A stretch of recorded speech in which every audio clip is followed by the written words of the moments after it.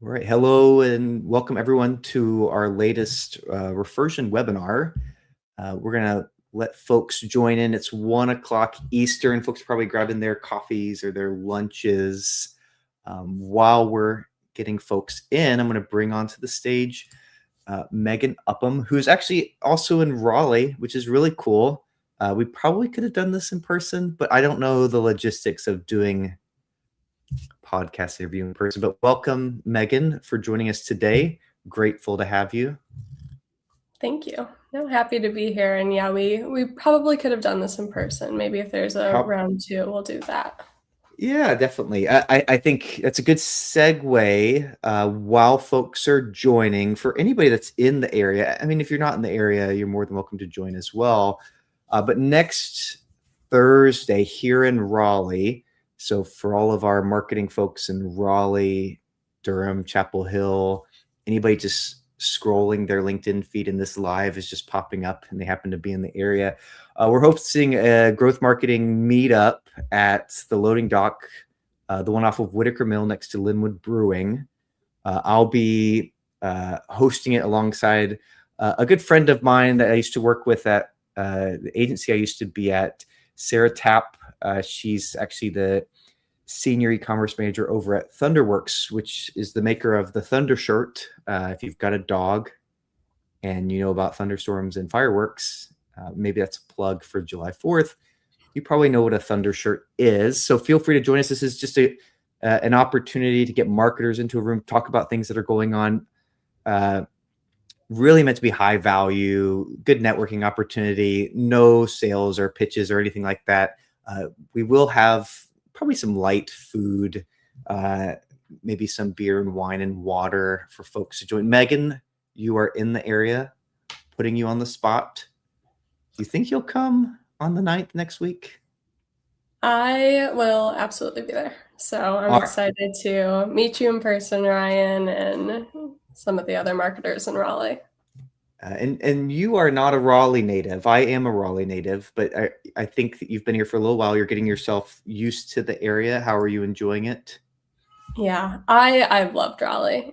Growing up in Ohio, you dream of weather like this. Yeah. And so it's been a great 4 years that essentially you get only a few seasons, not all four. So I absolutely love Raleigh. Yeah, and the summer's been not too bad. This week is supposed to be pretty hot. So, well, awesome. Well, as folks continue to join in, maybe a couple of housekeeping things. This will be recorded. It'll be hosted on LinkedIn. It'll be hosted on YouTube. We also have the StreamYard. So if you want to catch this all later, or if you're late to arrive, or if you want to share it with somebody, you can easily do that with the link that you're watching it on now. If you have any questions for myself or for Megan, feel free to just drop them in the comments, whether it's on YouTube or LinkedIn. We'll get those. We'll actually plan to go through them all together at the end, if there are some, unless there's a really super relevant one that pops up and I see it in the moment. Then maybe we'll just tackle it then. But feel free to be as specific as you would like. And we'll kick things off. I think that the sort of central theme, Megan, when we talked about this topic was marketers. I've been a marketer for a long time. You tend to get into this sort of like channel mode. You think about just the thing that you can control. You don't think beyond that. But in your experience, it sounded like there's a lot of opportunity to really impact, whether it's your affiliate marketing channel, your influence marketing channel, your paid ads channel, your SEO, whatever the channels are, thinking about how you can drive more revenue from the traffic that you're already generating and how you break that down. And so I'm going to hand it over to you, but maybe first you can also give everybody just a quick intro of yourself, what you're doing now, and then maybe you can segue into how you sort of came to this being an interesting topic that you wanted to dive into as well. Yeah, absolutely. So I have spent the last 8 years really learning the ins and outs of e-commerce and digital marketing. So I've worked on, well over a dozen different brands, and I've done work in everything from website optimization to designing websites, working on email and SMS, managing designers, doing content strategy, managing entire marketing departments. So I've really done everything from doing it myself to mentoring others and managing the department. And one of just the biggest opportunities that I learned is that the biggest opportunity usually isn't found in a single marketing channel. It is found across multiple. And so with that learning, I took that and decided to create Any. So create my own business where I partner with founder led brands to really create that marketing system where I take your organic marketing, paid marketing, and your revenue channels, align all of them to a single business objective. Because when you have all of your marketing working towards a single objective, your marketing is just working harder. Awesome. Yeah, I think especially for that audience that you were addressing, that sort of founder of a D2C brand, you can often get hung up on like, my product's just so good, the price is just so great, like people will just buy it. All I have to do is distribute. And that could be true. It's not always true, but it could be true. The challenge is that there's a million other products, even if they're not competitive, just like sort of like share of wallet, share of attention. Like, how do you, when folks fall into that funnel, how do you capture them? And recognizing it goes way beyond just individual like marketing channel or silo. I think one person that we spoke with a few months back, I can't recall who it was, on doing a webinar here. Really, you need to think about like, what am I already converting at, right? Like, what do other channels already do as you're beginning to analyze potential optimizations? I can give you an understanding, like, do I have a channel problem or do I have more of a marketing operations business problem? Do you have any examples of like what that, to use a cliche, sort of like North Star KPI tends to be? Like, is it you walk it back to specific metrics of like, we just need to try to drive this, and assuming things sort of stay within this range, we're going to see success? Or any more detail there?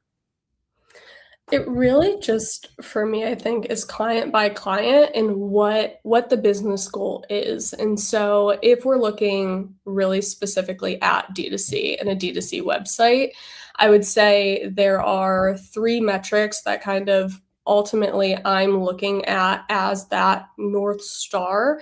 Obviously, North Star is revenue, but what makes up your revenue is your traffic, your conversion rate, and your average order value. So when you key in on those three metrics and what is essentially pulling the levers for those three metrics, it's a little bit easier to decide from there, where do we go? So if I'm working with a client and they have a really healthy average order value and they have a lot of traffic that I can tell is qualified traffic, because that's a whole different conversation, then it's okay, well, what's not converting? And, we'll throw something like Microsoft Clarity on the website to really see what's going on.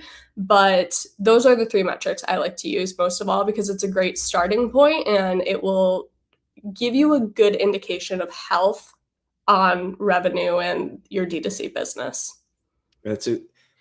I want to break that apart a little bit, but first, if you're not using Microsoft Clarity, like a super valuable free tool for Microsoft, they sometimes over deliver on some of these things, that because it's Microsoft and not like a Google tool, you're like, I don't care. But they've got good SEO insights for AI search results and overviews as well. So definitely something worth looking at. When it comes to average order value, my experience is, when I worked in an agency, I worked at an e-commerce focused digital marketing agency for 8 years.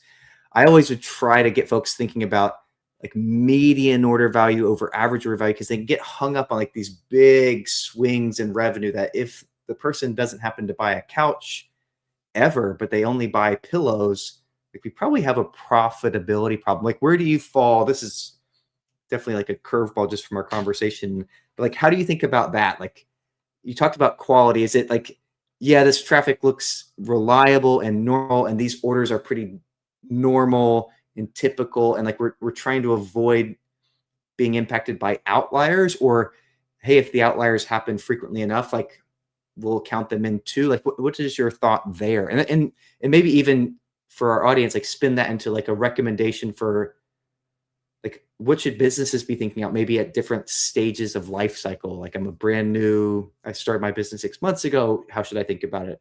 I've been around for 8 years. How should I think about it? Where do you fall on that?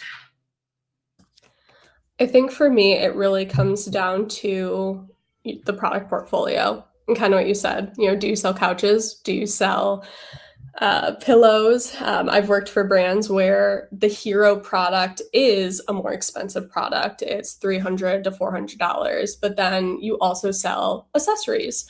And so my take when you're working on a brand like that is that you kind of can't use average order value because to your Yeah. point, it's not telling the same story. It's not painting the right picture for you to be able to really use that data. And so then the reporting is so important. And I know that Yeah. we might touch on that a little bit today, but creating forecasts and reports by product or by product category, I think is your best option. But really, I've had such a hard time giving blatant advice just because it really is, it just determines, or it all matters on what you are selling and what your business is.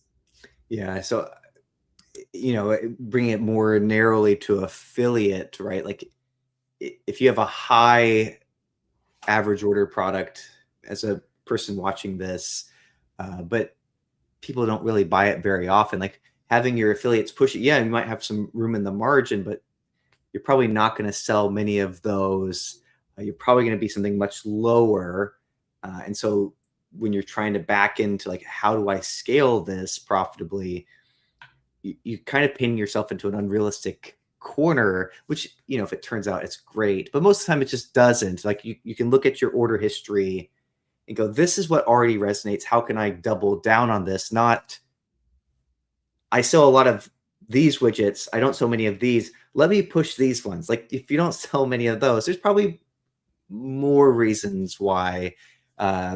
And that might be like the business challenge. Like, what do I do with this? I'll keep on generating revenue over here, but like, what do I do with this? Or maybe there's that, how can I get people to add items to cart or whatever it might be. We kind of touched on this, but like one of the questions that I did have was based off of your experience working with, a dozen or so brands directly, and then even working with clients now, do you have sort of go-to, like when I'm looking at a situation, I get an idea from the client, what they are trying to do, and these are where I start. I just always tend to start here. Just, for folks observing, like they can sort of follow along, go, hey, yeah, I'll just take a look here, take a look there. What are you looking for? What's your go-to? Yeah. So again, I think it kind of goes back to, well, what are we trying to achieve here? If it is website, starting with those three metrics, like I said, but ultimately, yeah, I will take cues from the client, but to break it down into channels, looking at acquisition, conversion, and then retention and life cycle are the three ways that I like to break it down, just because it kind of gives you a really good and just general overview of, well, what's the state of the business? What are we selling? Is there lifetime value that we need to consider? And what's next? So, and I apologize. Can you hear the dinging on my Every computer? once in a while. It's okay though. That's my baby crying, and me getting notifications that that's what's happening. So I apologize that I'm distracted. She's losing her mind in the next room. Oh, as a parent, we talked about this as a parent, it's fine, right? It just happens. You'll miss it one day. Maybe a little bit the screaming in the background, but Yes, the screaming in the background. No, so I apologize. no But worries. yeah, I like to break it down into those three different categories because even if And this happens a lot. Even if a brand comes to me and says, my website is broken, my website needs redone, sometimes I look at it and I think, kind of have a good website. I like your website actually a lot. I think there's a lot of really good user experience on your website. Sure, there could be some improvements, but I don't think it's a website problem. I actually think it's an acquisition problem. And so, like I said, I like to start really high level, whether it's those three key metrics on the website or those three key areas of marketing, just so that, I can kind of take a pulse what's going on. And when you say traffic acquisition problem, are you looking deeper into, let's look at channel distribution? How much are you doing that's paid? How much is paid search versus, more paid social? How much of it is earned? I think my favorite is always that people generate, 100,000 unique visitors every month, but it's on like loosely relevant top of the funnel keywords. Like, well, you're not going to convert any of these people to buy your couch. This makes no sense. You're just talking about dogs. Like, it's cool to get the traffic, but like, practically speaking, no, you can't really do anything with this. Though if you do figure it out, like, you probably have $1 billion business idea. But like, how do you then segment? Like, is it, I'm looking at channels specifically? Like, is that how you gauge health, or how do you kind of gauge health? I know it's probably going to vary client by client, but Yeah, no, absolutely. If I'm looking at it and I think, and usually a full audit, it absolutely is all of those things. So, yeah. yes, I start with the three separate buckets, but then within those buckets, yes, it's every single channel. Are you doing Meta and paid ads on Google? And are you doing paid ads on TikTok? And I know Reddit is big now, it's Snapchat still is a thing. So, yes, then you absolutely dive into channel by channel what's going on. I more often than not will see a brand is, really successful on Meta, not successful on Google, or really struggling on Meta and Google, but there is a lot of opportunity on TikTok. So every single paid channel at this point is also so vastly different that you do absolutely have to dive into each individual channel. And specifically, like, TikTok Shop, or TikTok as just a funnel for driving traffic? So TikTok Shop for sure. TikTok is really interesting just because it's really a beast of its own, and it has become something that I'm not sure someone predicted it, but I did not predict it. So yes, I would say TikTok is the one organic channel that I will allow someone to say it's an acquisition channel, because usually my stance is organic social media is not an acquisition channel. We keep that for paid, but that line that you're kind of talking about between TikTok Shop and organic TikTok is so fine that I'd say it's getting to the point that it kind of doesn't exist. Okay. Do you think that it matters? I mean, the obvious categories, and we hear people, merchants say it all the time. Well, I don't sell makeup or beauty products or clothing, and so, like, I don't have a, highly visual, like, relatively inexpensive thing. So it doesn't apply. Like, no, not true. Like, what is your thought there? It might not apply. TikTok is not for everyone, and I will absolutely be the first to say it. And I think that really about all channels as well. It's not only TikTok. You need to show up where your customer is. I've had D2C brands who tell me that they really want to invest in LinkedIn. And to me, I don't really know if that's the best play. I don't know if Yeah. that's where your people are. I don't know if that's where, yes, it's your customers, but that might not be where we start. If we do everything and we want to visit LinkedIn after, we absolutely can. But like TikTok and honestly every other marketing channel, is it a fit with your audience? Is that where you'll find your customers? If not, then TikTok's not for you. Yeah, thinking about, it's often sort of forgotten that your users, they're ultimately people, right? And so they have to fit who buys your product to some degree. Maybe during the holidays, like it's a little bit different where like people can be giving gifts and like, yeah, your non-target audience also shops because they're just buying it for someone else. But I think going back to, I mean, that's probably the cool thing about B2B is B2B all in on just like, who am I trying to reach? I don't care where they are. I will reach them on Facebook because they're probably on Facebook during work, or they're on Instagram during work. So I think that's an interesting idea when it comes to, so let's get maybe more tactical, and maybe you could pull from your experience historically, or, you know, just things that you've observed more recently, but you do this like audit of like, hey, here's what's going on. Is there a place that you tend to start more times than not because you just kind of come across it more often? Because I imagine folks that are joining here and watching it later, you know, probably more likely to fall into the normal bucket of what you might see. Like, how does that, where do you tend to just find it like, oh, we're back to conversion rate optimization, or we're back to this, or we're back to that? What do you tend to just like, this is an obvious place that people are just kind of leaving on the table pretty normally? It would depend on the business life cycle, but what Okay. I'm seeing right now most for new brands and for founder-led brands is acquisition is where I'll start, because that, and you touched on this at the beginning, there is an unbelievable amount of competition in D2C, starting a D2C brand.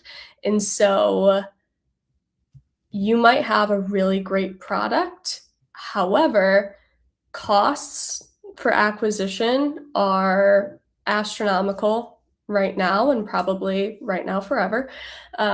So for a new brand, I typically will start with acquisition. For a more established brand that got into this 10, 15 years ago, those lucky brands, they're not having an acquisition problem because people know about their product, they have trust. That's where I will, honestly, I'm not going to go conversion, although I think I could, but I'll go life cycle and retention, because those are the brands that I think set their email automations or set their email strategy and have not come back to it to either update it or think, what else can we talk about? How else can we really create a community? So then if you're more established, where I see a lot of opportunity is the life cycle and retention side. And then like just tactically lifecycle and retention, email, SMS. Do we still do this a little bit? I don't know. I think it got a little Absolutely. abused. People stopped wanting to subscribe for their 10% discount. How integrated is it? I think as an affiliate manager, influencer manager, I would say often what happens is we do really cool partnerships with these affiliates or with these partners or with these influencers, but none of the life cycle reflects this campaign that we're doing. Like they don't see the assets anywhere. They don't see the videos anywhere. It just goes for, even if the content that they're creating is on brand, it becomes just a corporate email.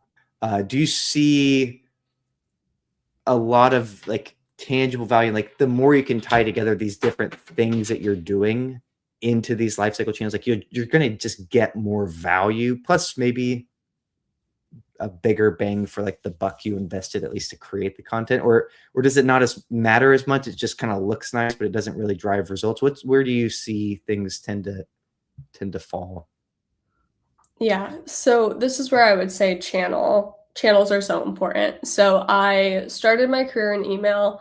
I am email marketing's biggest fan. However, if you are not prioritizing email acquisition and you have 300 stale emails, then no, email's not for you until you decide to focus on that. But email and organic marketing in general is not always going to be one size fits all. You might never grow your email list because it's just not relevant, or it's just not something that there's a lot of opportunity, but what else can we do? So I'd say with organic marketing, which is mostly retention and life cycle marketing, it's really just dependent on what are you prioritizing and where are your customers at. So yeah, if a lot of affiliates are not seeing that opportunity with email,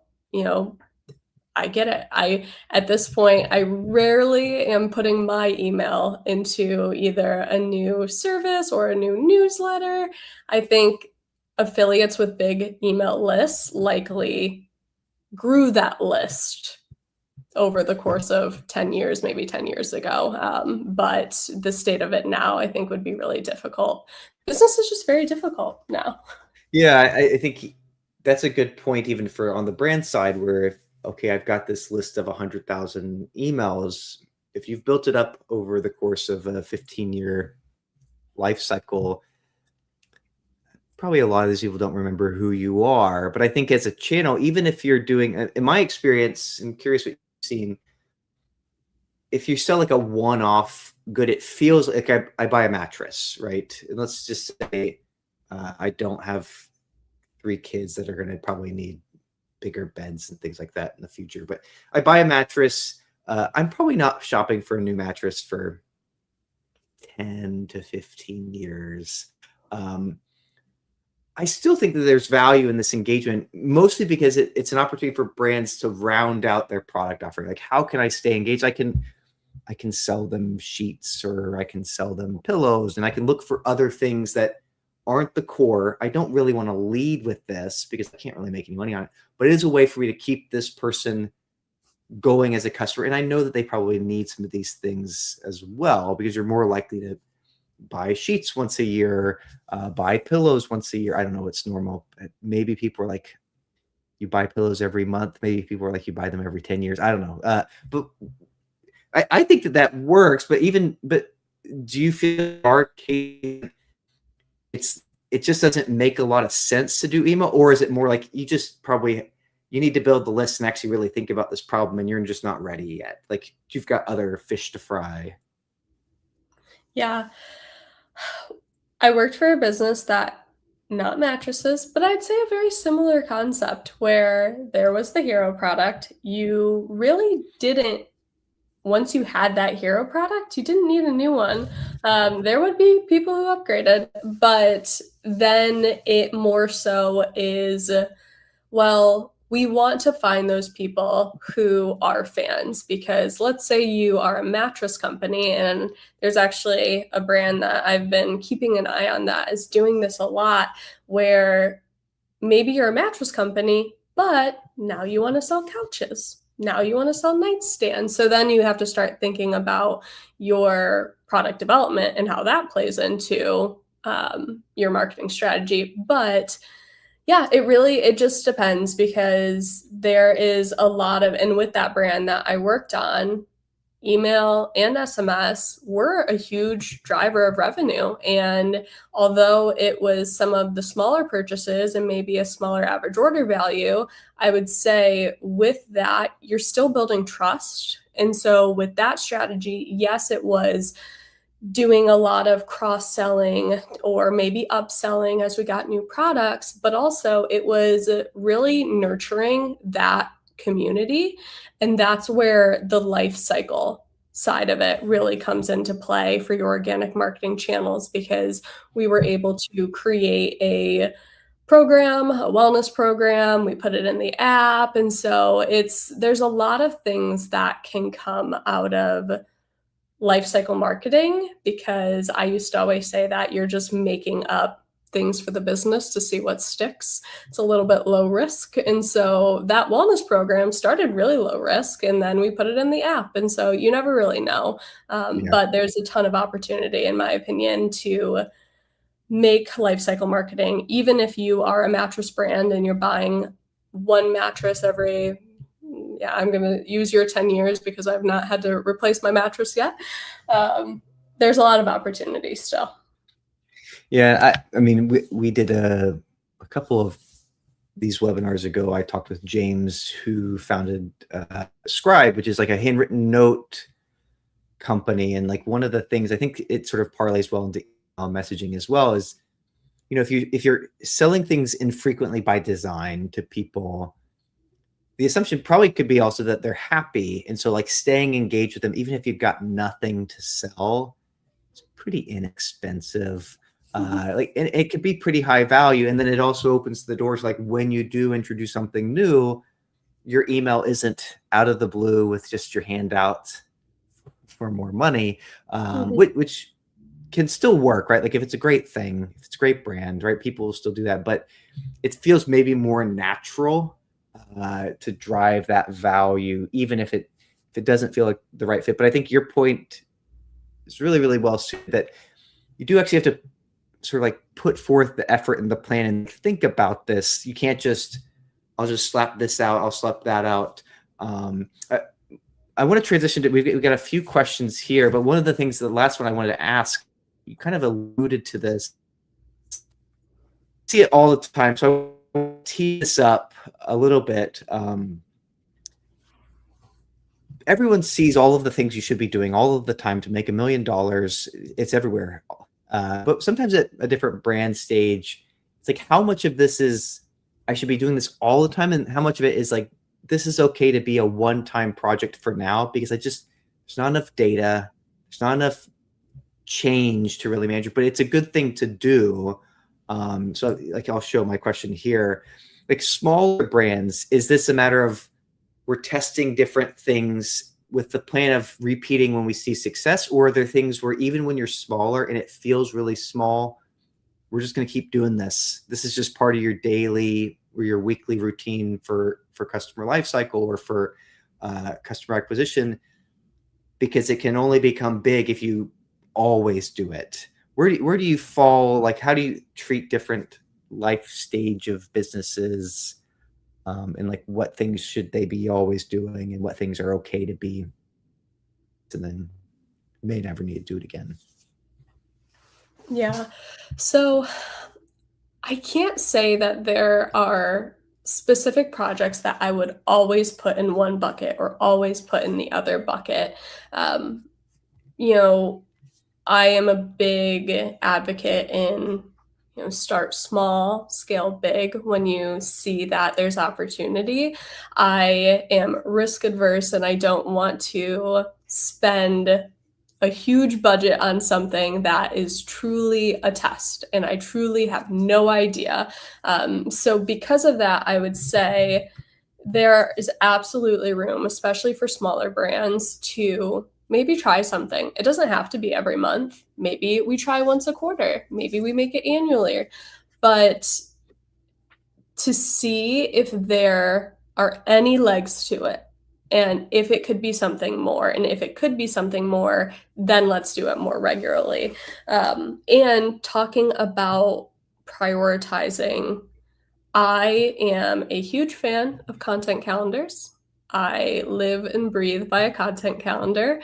I think a lot of people have different definitions of what a content calendar is, but for me, it's really just a way to organize all of your organic marketing, your website initiatives, your content. And so, with the content calendar, it's also just a great way to make sure you're staying consistent. So, yes, you might have that project and you want to do it once every 3 months or once a month, but you kind of have that plan of, okay, well, this is what we did last time. This was the marketing. Like, you have that history and you also see what you can do with it moving forward. So, let me know if there was more. I know that there was a No, bit to that. yeah, I think that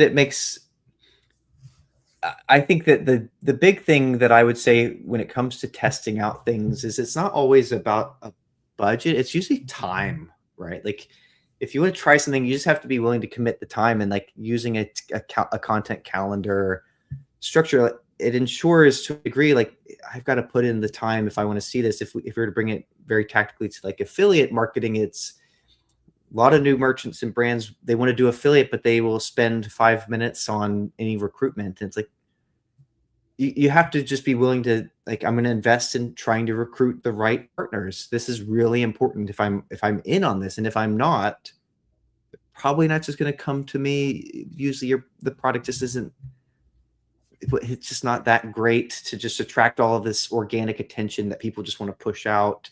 So just being willing to put that time in, and do that test, see if it works, see if you build wildly successful, but you might have little pieces of it that I think you could say, I could do this again, but just over here, I'll ignore all of that because that was kind of a waste. I think it's really great feedback. So we're going to pivot a little bit to some of the questions that we got. This one's more tactical, but I think you can bring it to a higher level, and I can dive a little bit deeper. But just from Andy on StreamYard, what advice do you have for affiliate marketing for digital products? I think digital products feel different than e-com products, but a lot of times it's very similar in terms of how you think about, share of wallet, share of attention. But when it comes to marketing optimizations and life cycle and leveraging that sort of like earned media to grow the revenue that you're getting from this traffic already, how do you think about that for digital products? And actually, you guys did a digital program, right? So maybe directly relevant to what you're talking about earlier. Yeah. So I did just finish a digital product and really haven't started marketing it yet. So anyone who's on this, feel free to visit my website. I just added it. You can download it for free. But I think of it in a very similar way because, to your point, Ryan, it's still a product. You're still selling something, although it's not something that you can physically hold. I think maybe what's most important in that sense, and honestly, what I'm going to be focusing on as well, is trust. So when you're selling a digital product, you're selling your knowledge, usually, or maybe your digital product is a template, a design template. It could be a lot of different things, but you are selling almost yourself and your expertise, and you need that trust from other people because right now, when you are scrolling through LinkedIn or Threads, there are so many people who are offering hacks and secrets and advice you cannot get anywhere else. But what makes that person qualified to do so? And so then it is really, how do you build that trust? I'd say is most important for a digital product. Yeah, and maybe for the more, if I was to take that question from like an affiliate specific angle, I would definitely, when you're working with affiliates and partners, think about the life cycle of that customer itself, right? You want to incentivize a partner to refer your product, high margin product. It's a digital download. This is great. There's ongoing revenue where if you were to incentivize an affiliate with like, hey, you can drive subscriptions and I'll continue to pay you a percentage of revenue of that subscription, it increases that motivation of the affiliate because they see, oh, if I could drive the right quality traffic, I'll just be getting sort of residual income from this effort. And you as the advertiser still drives a really high margin. You get better probably customers because they're sticking around. So Andy, I would recommend for that, just like be thinking about, what benefit for that partner is there. And like that lifetime value is certainly something to prioritize. I think you alluded to it too, Megan. One tricky thing with digital things is that they can kind of just disappear, right? Like you forget about them and they're not just sitting around. And so I think that life cycle marketing piece Megan was alluding to, trying to pool some of this affiliate stuff into what you're doing over email, into what you're doing if you're doing any sort of messaging at all, or even on page, just so that people are regularly seeing, hey, this is what this person recommended, or this is what this influencer was talking about, or this was that review, just so that you're leveraging that throughout the life cycle of that customer, and not just assuming, oh, I just hit them once, I pay out once, and then I reap all of the benefits.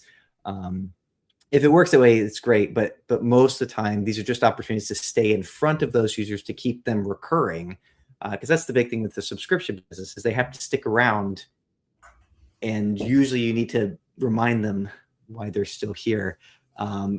Next question from somebody in the group, Kenzo. What are some of the highest leverage changes a brand can make when something like affiliate traffic or any sort of channel traffic is coming in, but the conversion rates remain low, right? Maybe the conversion rate's going to always remain low because it's such a considered expensive purchase and got to have the right amount of discretionary income. It's just not for everybody. But do you have, Megan, any areas where you're like, if conversion rate's a challenge, like these are things you should be thinking about? Acquisition cost, getting that traffic, what would you say? So you cut out slightly at the end there, but I believe I heard what you were saying. So if we're talking affiliate in particular and affiliate traffic, I would say something we haven't really talked about or touched on that absolutely has an effect with conversion rate is your offer as well. And that is, for true affiliate companies and channels and programs, offers are so important, but I would say just general D2C as well. So really taking a look at what can you offer? Are we focused on a really high first purchase value, or are we focused on a LTV? We just want to get this person through the door because once they buy our product, we know that they're going to come back. We know that this is a great product. So I would say that's kind of a piece we haven't touched on a little bit, and something that for conversion rate absolutely matters, because when someone's buying from you, especially now, who are you? What do you sell? What can you offer me? And why should I trust you? Those are 4 questions that are really top of mind when I'm looking at a website, and that offer piece, I would say, is, huge. Awesome. Yeah. And then maybe tactically on my end, something that came to mind was we have a partnership with a company, tech partnership with a company called Creator Commerce. I did a webinar with Kenyon a few months back, but one of the things that they do, and this is, they make it really easy to do this, but you could obviously just do this manually. It just takes more time and effort. But take those affiliate partnerships, let's call them, let's say they're doing micro influencers or you're doing articles. On the landing page, feature that content, feature the exact product, show exactly what drove them to the page. I think we've lost sight of the importance of consistency in like why they saw you, what they clicked, what they see on the page, what they can buy. You have to make it easy. You can't land people on a homepage, even though you want to show them everything that you have.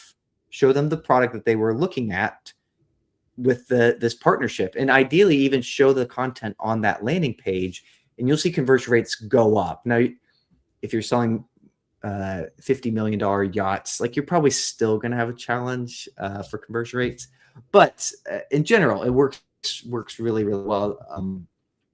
Last question I have, and from our audience, and then we'll wrap up today. It does still tie in with affiliate, but I think we could go a little bit broader with this. But Kenzo's question, how can brands structure affiliate commissions to reward quality partners without destroying margins, especially for an early stage business? I'd love to get your lens, Megan, on that early stage business, maybe almost any marketing effort. Like how do you kind of want to drive revenue to be able to put that margin back into the business to drive more revenue. But if you're over aggressive with your acquisition costs to buy those customers, if you're really aggressive with your affiliate offers or your commission payouts, kind of eat into that. How do you recommend newer brands tackle that acquisition sort of flywheel, to use another sort of cliche? Yeah. So I think with this one, it kind of goes back to the goal of the business that I talked a little bit about of for your affiliate traffic, are you looking to cover acquisition costs? Is this going to be your only purchase? So do you need to cover all of your acquisition costs up front? If so, what can we offer to really drive up the value of your product? Unfortunately, and I say this unfortunately because I think it's every single D2C business, you're not alone, margins are tight, especially with the cost of acquisition. And so, really deciding your goal of, do I need to cover the cost and make money on this first purchase? If so, you likely need to increase the price of your product. And maybe that also means that you need to position yourself as a higher value if you feel like you cannot sell your product for that price. But the other side of it is then also, well, will someone come back and purchase again? Can we lose money on that first purchase because we know that they're going to come back and we're not going to have to pay the affiliate commission or the same acquisition costs when it is retention? So it really just depends on your business. Yeah, I think you hit the nail on the head. I saw it a lot in my agency days. That is this an acquisition? Are you buying customers? Or are you trying to grow your business with this channel? Because those are two very different goals. If you're just trying to buy customers and break even, you have trust in like my ability to cross-sell, email, message, repeat buy. This will all play out because I know that I've got those things worked out. I think for most new brands, they tend to want it to be really cheap to buy a new customer, and then you make a lot of money and they repeat buy. I think that we're kind of past those days of like bidding for a nickel, getting the top ad placement, getting a 10-to-1 non-branded return. Like, and you're the only store in their email inbox. Like those days are pretty gone, but it's still really critical to identify what is the purpose of this channel, whether it's affiliate or it's paid search or it's paid social or it's what am I with my email? And that will dictate how aggressive you can be, right? I don't think high commissions don't translate to high quality partners. They attract all the partners, right? So there's lots of noise. Attracting high quality partners just really means like, I know who I'm trying to reach and I'm reaching out to them, right? I'm going to go find them, seek them out. I'm going to be very, very scrupulous when people come in requesting to join my program, if it's an affiliate program, or requesting to be a brand ambassador for my company. That's how you're going to control that. The big offer is not going to fix it. It'll just make it so that a lot more people and a lot more junk wants to come in because they start to do the math and say, oh, I could make a bunch of money here. Awesome. Megan, I really appreciate your time. We went over a little bit extra than what we normally do, but I think it's a great conversation. Really value your perspective just coming from, managing a lot of different e-commerce brands and businesses, and now what you're doing with Any, where you're working with those earlier stage D2C brands, which I think is awesome. A reminder for folks who are in the area too, if you want to see us in person for whatever value that actually is. If you're in Raleigh, Durham, Chapel Hill, you want to drive from Wilmington or Virginia or Charlotte, we'll be hosting a meetup next Thursday at 6 p.m. at the loading dock, which is next to, actually, you know what I can do? Put this up here. If you do this, I think you can get direct access to join. It's actually a closed meetup. We're trying to keep it really just like marketers that are intent upon driving new customer acquisition, and they're just running into those challenges. They want to share their ideas and tips and recommendations. So definitely join us there. Megan, I hope that your baby is no longer crying. I haven't heard the beep in a while. No, she is asleep, thankfully. Nice. Thank you so much again for joining me, Megan. And thank you everyone for joining. Again, this will be recorded and you can access it on LinkedIn and YouTube. Megan, anything that we would leave the group with, or just a farewell? I think just a farewell. This has been fun. I appreciate all of the questions from you, Ryan, and from anyone watching. So if you ever have any additional questions, or you have a D2C brand that just kind of feels stuck, visit my website, connect with me on LinkedIn. Love to network. So yeah, thank you, Ryan. I appreciate it. Thank you, Megan. Thank you, everybody else, for joining, and we'll see you all next time.